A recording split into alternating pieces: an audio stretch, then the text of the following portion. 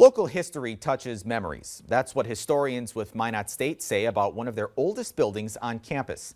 Dakota Hall is the university's second residence hall, built in the early 30s. That hall became unoccupied in 2020 as the building continued to deteriorate, and it'll soon be taken down. Kiona Rivera talks with historians on the journey of this nearly century-old building.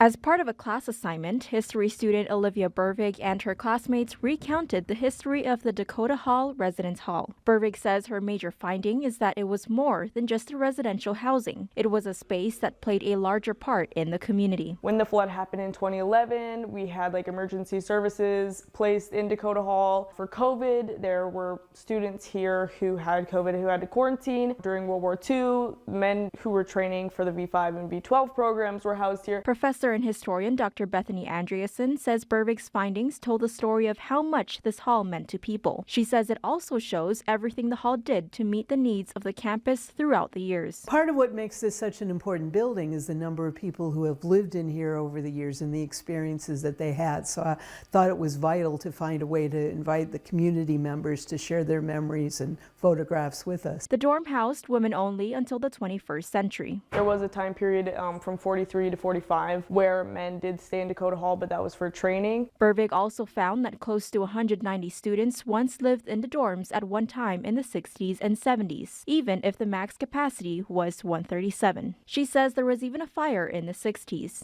It's nice to see this is what a room looked like in the 30s compared to this is what it looked like in the 60s. This is how the fashion has changed. Bervig says it took them an entire semester to put these findings together. Written memories, photographs, and talking with those who once lived and worked in the hall were what she says they found most useful throughout their research. At Minot State, I'm Kiona Rivera reporting for your news leader.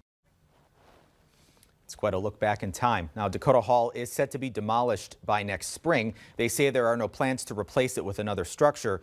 There will be a booklet available on those full findings next semester.